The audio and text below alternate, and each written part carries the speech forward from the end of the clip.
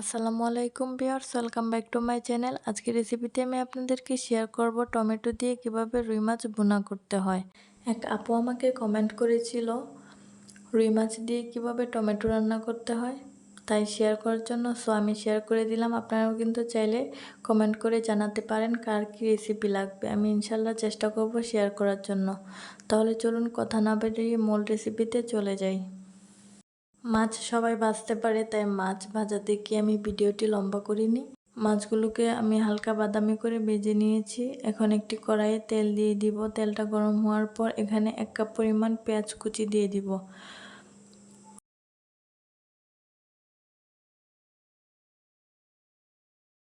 এই পেঁয়াজগুলোকে golden brown করে ভাজতে হবে।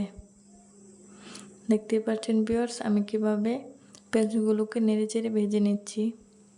আমার পেঁয়াজগুলো কিন্তু হালকা গোল্ডেন ব্রাউন হয়ে গিয়েছে। এখন আমি এর মধ্যে পানি দিয়ে দিব। এরপর বাকি মশলাগুলো দিয়ে দিব। এখানে দিয়েছি হাফ চামচ পরিমাণ হলুদের গুঁড়া, হাফ চামচ ধনিয়া গুঁড়া, অল্প একটু জিরার গুঁড়া, 1 চামচ মরিচের গুঁড়া আর স্বাদ মতো লবণ দিয়ে এগুলোকে ভালো করে কষিয়ে নিব। মশলা যত বেশি কষানো হবে তরকারিও কিন্তু খুব তত বেশি মজা লাগবে। তো মশলাটাকে আমি 3-4 মিনিটের মতো কষিয়ে নিব। তারপর কষানো হয়ে গেলে এর মধ্যে টমেটোগুলো দিয়ে দিব। আমি এখানে 4টা টমেটো দিয়েছি। এক একটা টমেটোকে 4 টুকরা করে কেটে রেখেছিলাম। এখন এগুলোকে ঢাকনা দিয়ে ঢেকে দিব 5 মিনিটের জন্য। ফিরে এলাম 5 মিনিট পর। এগুলোকে একটু নেড়ে চেড়ে দিব, তা না হলে নিচ দিয়ে লেগে যাবে, এই জন্য। এখন এগুলোকে আরও 2-3 মিনিটের জন্য ঢাকনা দিয়ে ঢেকে দিব। এখন কিন্তু টমেটোগুলো খুব ভালো করে কষানো হয়ে গিয়েছে। দেখতেই পাচ্ছেন ভিউয়ার্স, এগুলোকে এখন নাড়াচাড়া করে এর মধ্যে ভেজে রাখা মাছগুলো দিয়ে দিব।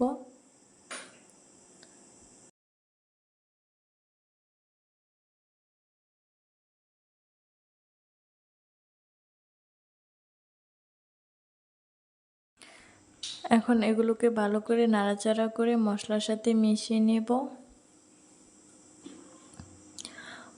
মেশানো হয়ে গেলে এর মধ্যে পর্যাপ্ত পরিমাণে পানি দিয়ে দিব।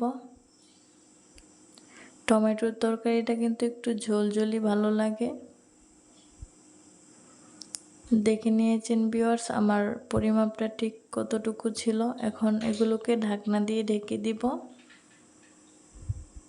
আর হওয়ার আগে কাঁচামরিচগুলো দিয়ে এটাকে নামিয়ে নিব। আমার তরকারিটা কিন্তু একদম হয়ে এসেছে। এখন এর মধ্যে কিছু কাঁচামরিচ দিয়ে দিচ্ছি। এরপর এটাকে নামিয়ে নেব। আপনারা চাইলে কিন্তু রুই মাছের দু পেঁয়াজা রেসিপিটাও দেখে নিতে পারেন। ডেসক্রিপশন বক্সে লিংক দিয়ে দিব। আর আমার ভিডিও ভালো লাগলে লাইক, কমেন্ট আর শেয়ার করবেন। আর অবশ্যই আমার চ্যানেলটাকে সাবস্ক্রাইব করতে ভুলবেন না। ইনশাল্লাহ দেখা হবে নতুন কোনো ভিডিওতে, নতুন কোনো রেসিপি নিয়ে। আজকের মতো আমি এখানেই বিদায় নিচ্ছি। আল্লাহ হাফেজ।